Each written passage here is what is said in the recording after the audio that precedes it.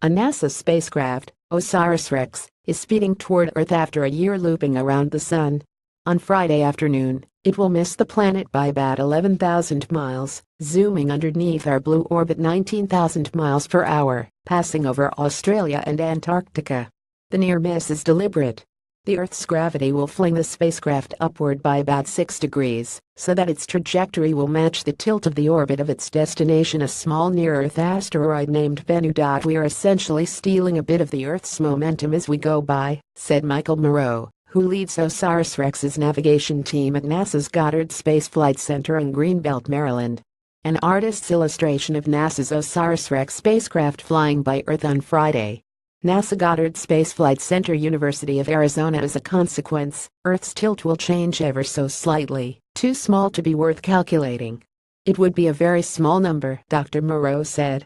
OsirisRex, a shortening of origins, spectral interpretation, resource identification, and security, regolith explorer, was launched last year and circled the Sun, returning for Friday's flyby. It is to arrive at Bennu in about a year.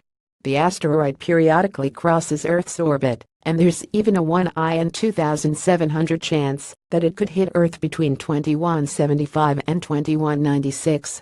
Scientists believe that Bennu, a dark asteroid about 500 yards in diameter, is full of carbon-rich molecules dating back to the birth of the solar system 4.5 billion years ago. Those molecules might have been the ingredients that led to life on Earth. OsirisRex will attempt to collect a few pounds of rock and dirt from Bennu by gently bouncing off the surface like a pogo stick and collecting material that it disturbs with a burst of nitrogen gas. It will bring the samples back to Earth in 2023 for closer study.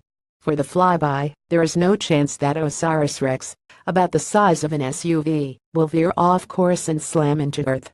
Spacecraft navigators have become adept at using precise flybys as slingshots to steer spacecraft through the solar system. NASA's New Horizons spacecraft, for example, added nearly 9,000 miles per hour to its speed with a Jupiter flyby in 2007, shortening its travel time to Pluto. It still took another 8 years to get there.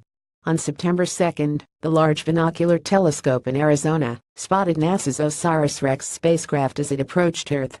That was the first time the asteroid-chasing probe has been seen from Earth since it launched last year. Large Binocular Telescope Observatory Drive. Moreau said OsirisRex will pass within a kilometer of the targeted spot above Earth. The timing is precise too, within a few tenths of a second. It will make its closest approach to Earth at 12:52 p.m. Eastern Time on Friday. Dr. Moreau said his team will face larger navigational challenges once OsirisRex gets to Bennu in 2018. It's the smallest object that has ever been orbited by a spacecraft, he said. And that's exciting.